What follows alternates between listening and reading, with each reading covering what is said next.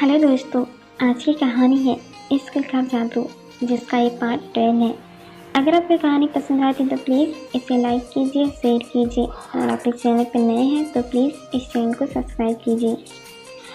Hospital में राजवीर के पास सुमित का फ़ोन आता है। सुमित, बॉस कहाँ पर हो आप? राजवीर, क्या हुआ सुमित? मैं हॉस्पिटल में हूँ।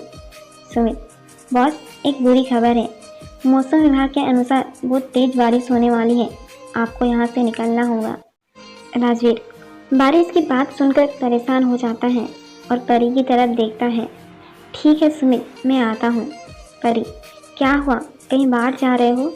राजवीर, हाँ मुझे कुछ काम है। परी, तुमसे एक बात पूछूं? परी, हाँ पूछो। राजवीर, अगर कोई तुम्हारा अपना तुम्हें भूल जाए, तुम्हारी सारी यादें अपने दिमाग से डिलीट कर दे और याद दिलाने पर भी तुम्हें याद न कर पाए, तो तुम क्या करोगे? परी, अगर कोई अपना होगा तो क्यों भूलेगा? अगर भूल भी जाए, मेरी यादों को डिलीट कर दे तो मैं भी उसकी यादों को डिलीट कर दूंगी। पर तुम यह सब क्यों बोल रहे हो? राजेश, गुड। अगर मैं कल शाम तक तुम्हारे पास वापस ना आ पाया तो प्लीज़ मुझे अपनी यादों से डिलीट कर देना। ऐसा बोलकर राजवीर वहाँ से चला जाता है। राजवीर के वहाँ से जाने के बाद परी रेस्टोरेंट आती है। रेस्टोरेंट के बाहर रखे हुए सारे फूल पौधे टूटे हुए रहते हैं। बाहर लगे बोर्ड को तोड़ दिया जाता है। खिड़की दरवाजे भी टूटे हुए रहते हैं और बाहर हर जगह रेस्टोरेंट बंद करने का साइन लगा हुआ रहता है। वह भागकर अंदर जाती है। परी, यह बाहर क्या हो रखा है? ये सब क्या है? और यह आपने अपना सामान पैक क्यों कर रखा है? कहाँ जा रही हैं आप? शर्मिला एक लंबी सांस लेती हुई, परी, पता नहीं कैसे मीडिया को पता चल गया कि राजवीर को खाने की वजह से हॉस्पिटल ले जाया गया और इसीलिए उन्होंने हम पर इल्ज़ाम लगा दिया कि हम अपने कस्टमर को खाने में जहर देते हैं। इसीलिए सब लोग तोड़ फोड़ कर गए हैं और रेस्टोरेंट बंद करवाने की मांग कर रहे हैं। इसीलिए हम बस रेस्टोरेंट थोड़े दिन के लिए बंद कर रहे हैं और मैं थोड़े दिन की छुट्टी मनाने के लिए अपने दोस्तों के साथ बाहर जा रही हूँ। परी, यह कुछ पैसे लो और यह रेस्टोरेंट की चाबी। मेरे वापस आने तक तुम्हें इसका ध्यान रखना, ठीक है? परी, क्या वे लोग ऐसे कैसे बोल सकते हैं? राजवीर एलर्जी की वजह से हॉस्पिटल गया है, ना कि खाने में जहर की वजह से। मैं सबको बताऊंगी यह बात। शर्मिला, परी, वो राजवीर सिंह शेखावत है, उसके आगे कोई तुम्हारी बात क्यों मानेगा? मैं चलती हूँ, तुम अपना ध्यान रखना, ठीक है? परी, नहीं नहीं नहीं, आप नहीं जा सकते हो मुझे छोड़कर, एक यही तो मेरा घर है। शर्मिला मुस्कुराती हुई, परी, हमेशा के लिए थोड़ी जा रही हूँ, कुछ दिनों में वापस आ जाऊंगी। शर्मिला वहाँ से चली जाती है और परी उदास अपने कमरे में बैठ जाती है। चीनू, क्या हुआ राजकुमारी, क्यों उदास हो? परी उसे सारी बात बताती है। शर्मिला जी भी अभी चली गई, राजवीर भी चला गया, रोहन का पता नहीं, मैं क्या करूँ चीनू अब? चीनू, इसमें परेशान होने की क्या बात है? तुम एक बार राजवीर से बात करो। उसने अगर एक बार सबको बोल दिया कि उसे एलर्जी थी, खाने में जहर नहीं था, तो सब ठीक हो जाएगा। परी खुश होती है, अरे वाह, तुमने बिल्कुल सही बोला, अगर राजवीर बोलेगा तो सब मान जाएंगे। मैं अभी जाकर उससे बात करती हूँ। यहाँ का ध्यान रखना चाहिए चीनू, मैं जल्दी आ जाऊँगी। चीनू, अभी कहाँ जा रही हो? कल जाना, तुम्ही ने तो बताया था कि राजवीर कहीं बाहर गया है और शाम को आएगा। परी, हाँ ठीक है। सुमित राजवीर को लेकर उसके घर पहुँचता है और अपना सामान जमाने लगता है। राजवीर, सुमित जितनी भी फाइल पेंडिंग रखी है वह सब लेकर आओ, सारे कामों की एक लिस्ट बनाओ। सुमित, डोंट वरी बॉस, मैंने सब रेडी कर रखा है। राजवीर, सुमित, मैं मेमोरी बैंक जाना चाहता हूँ। सुमित, पर बॉस इतनी लेट, और आप चिंता मत करिए, हमने आपके सारे मेमोरी का डाटा अच्छे से स्टोर करके रखा हुआ है, हमारे बेस्ट टेक्नीशियन उस पर काम कर रहे हैं। राजवीर, हाँ मुझे पता है, पर मैं किसी की यादों को बस एक आखिरी बार देखना चाहता हूँ। इस बारिश के बाद शायद मैं कभी उससे फिर ना मिल पाऊँ। सुमित, जैसा आप कहे बॉस, मैं गाड़ी निकालता हूँ। सुमित और राजवीर ऑफिस पहुँचते हैं, जहाँ वह अपनी मेमोरी बैंक में जाता है। मेमोरी बैंक के अंदर बहुत सिक्योरिटी होती है ताकि कोई और अजनबी अंदर ना आ सके। और जब वह दोनों अंदर जाते हैं तो पीछे से एक आदमी उनकी फ़ोटो खींचता है। वह सारी फ़ोटोज़ निहारिका को भेजता है। निहारिका फ़ोटोज़ को देखकर, ओके तो यहाँ पर है राजवीर का मेमोरी बैंक। ठीक है, तुम्हें तुम्हारे पैसे मिल जाएंगे। आदमी, हमारे पास ये सबसे अच्छा मौका है, राजवीर बाहर जा रहा है, हम बैंक को डिस्ट्रॉय कर सकते हैं। निहारिका गुस्से से, बिल्कुल भी नहीं, तुम अभी ऐसा कुछ नहीं करोगे। और याद रखो, मेरी वजह से आज तुम राजवीर की कंपनी में काम कर रहे हो। मुझे बस राजवीर का दिल जीतना है, जब तक मैं ना बोलूँ तुम कुछ नहीं करोगे। आदमी, ठीक है, बस मेरे पैसे मुझे टाइम पर दे देना। अगले दिन राजवीर ऑफिस आकर सबको अपना काम समझाता है। राजवीर, अमर अंकल से, मैं कुछ दिनों के लिए बाहर जा रहा हूँ, तब तक आपको ही सारा काम देखना है। अमर, आप चिंता मत करिए, मैं सब संभाल लूँगा यहाँ पर। राजवीर सुमित के साथ गाड़ी में बैठकर जाने ही वाला होता है। पीछे से परी आ जाती है और उस आवाज़ लगाती है, राजवीर रुको, मुझे तुमसे कुछ बात करनी है।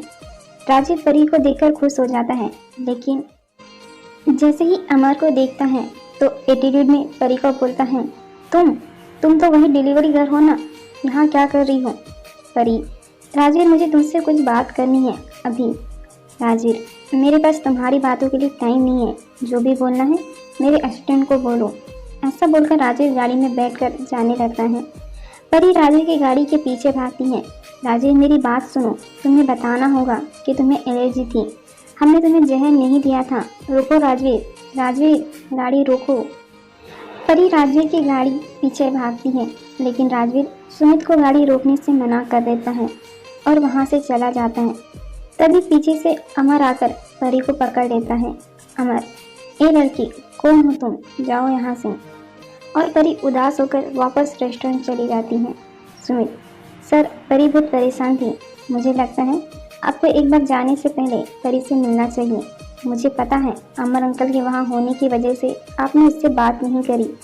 आप कहो तो मैं गाड़ी एक बार रेस्टोरेंट की तरफ मोड़ दूँ। राजवीर, ठीक है, पहले घर चलो, कुछ ज़रूरी फाइल्स लेनी है, फिर उसके बाद रेस्टोरेंट चलना। उधर परी जैसे ही रेस्टोरेंट पहुँचती है, बहुत सारे रिपोर्टर्स वहाँ होते हैं और परी के आते ही उसके पीछे भागने लगता है। रिपोर्टर, क्या यह सच है आपने राजवीर के खाने में जहर मिलाया था? आपकी और राजवीर की क्या दुश्मनी है?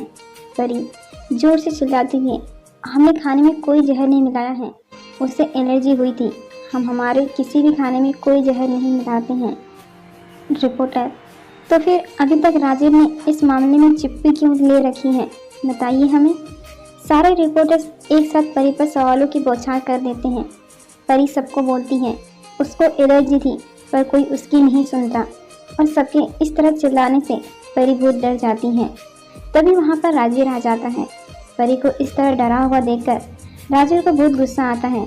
वह सारे रिपोर्टर्स पर जोर से चिल्लाता है, यह क्या हो रहा है यहाँ पर?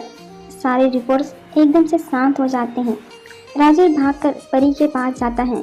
परी एक कोने में मुँह छुपाए डर से बैठी हुई रहती है। राजवीर, परी, परी तुम ठीक हो ना, मेरी तरफ देखो परी। परी जैसे ही उसकी तरफ देखती है, उसकी आंखों में आंसू रहते हैं और यह देखकर राजवीर को बहुत गुस्सा आता है। राजवीर रिपोर्टर्स पर चिल्लाता है, शर्म ना आनी चाहिए तुम लोगों को, बिना कोई बात जाने उस बात का बतंगड़ बना देते हो। किसने बोला मुझे जहर दिया था? किसने बोला बताओ? मुझे बस एलर्जी हुई थी और इतने सारे जने एक लड़की पर चढ़े जा रहे हो। निकलो यहाँ से सब, अगर अगली बार मैंने देख लिया किसी को भी इस तरह से तो कंपनी बंद करवा दूंगा। तुम्हारी निकल जाओ यहाँ से। सब लोग बहुत डर जाते हैं और वहाँ से भाग जाते हैं। परी की हालत देखकर राजेश सुमित को बोलता है, सुमित तुम जाओ यहाँ से, मैं आ जाऊँगा। सुमित, लेकिन बॉस बारिश कभी भी हो सकती है, हम रिस्क नहीं ले सकते। राजीव, तो तुम क्या चाहते हो, मैं परी को इस हालत में अकेला छोड़कर चला जाऊं? बिल्कुल नहीं, बारिश होती है तो होने दो, जब तक यह मुझे याद है मैं इसे छोड़कर कहीं नहीं जाऊंगा। सुमित वहाँ से चला जाता है। राजीव परी को गाड़ी में बैठाकर समुद्र के किनारे लेकर जाता है। राजवीर और परी गाड़ी से बाहर आते हैं। राजवीर गुस्से से, क्या जरूरत थी तुम्हें रिपोर्टर्स के सामने आने की? हालत देखी है तुमने अभी अपनी, तुम्हें कुछ हो जाता तो। परी को भी गुस्सा आ जाता है और वह रोती हुई राजवीर को बोलती है, परी क्यों आए हो तुम यहाँ पर, जाओ यहाँ से, तुम्हें क्या फर्क पड़ता है मुझे कुछ हो या ना हो। ऑफिस के बाहर सबके सामने ऐसे भगा दिया जैसे कभी जानते ही नहीं हो। मैं नहीं समझ पाई तुम्हें अभी तक। कभी कभी तो इतने प्यार से बात करते हो जैसे मैं तुम्हारे लिए सब कुछ हूँ, कभी ऐसा जताते हो जैसे अनजान हूँ। परी को इस तरह रोता देख राजवीर का दिल पसीज जाता है। परी इससे पहले कुछ और बोल पाती, राजवीर एक हाथ से परी का मुंह बंद करता है और दूसरे हाथ से अपने पास खींचकर उसे कसकर गले लगा लेता है।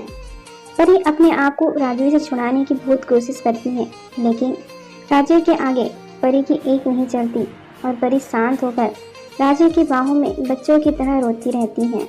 राजवीर प्यार से परी को सॉरी बोलता है। वहाँ पर मौसम और ज़्यादा बिगड़ने लगता है। राजवीर परी को बोलते हैं, अब तुम यहाँ से जाओ।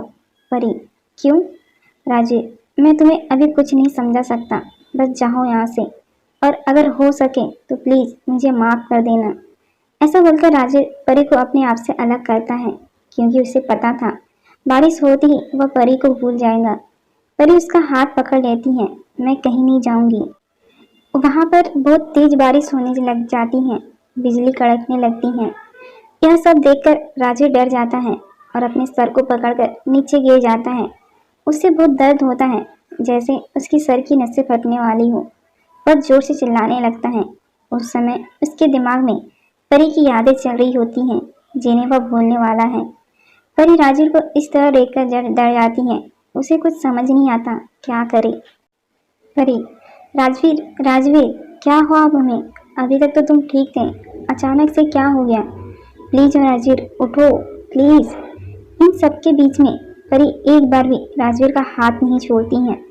15-20 मिनट के बाद राजवीर थोड़ा नॉर्मल होता है और अपने सामने परी को देखकर चौंक जाता है। राजवीर एकदम चौंकते हुए, परी परी हाँ राजवीर मैं हूँ तुम्हारे पास।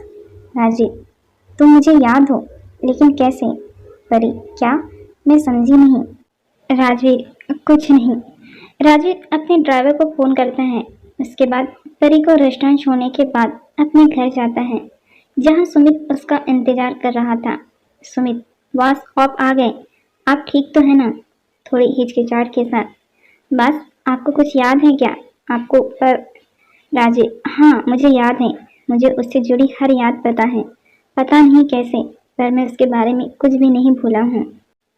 सुमित क्या सच में? यह तो बहुत अच्छी बात है, लेकिन यह कैसे हुआ? राजवीर मुझे कुछ नहीं पता, शायद मैं अपनी बीमारी से ठीक हो रहा हूँ। डॉक्टर शर्मा को फ़ोन लगाओ, उनसे मिलने के लिए कहो। सुमित मैंने डॉक्टर शर्मा से पहले ही बात करी थी, लेकिन वह एक दिन के लिए बाहर गए हुए हैं। राजवीर ठीक है कोई बात नहीं, कल मिल लेंगे, अभी सोते हैं, रात बहुत हो गई है।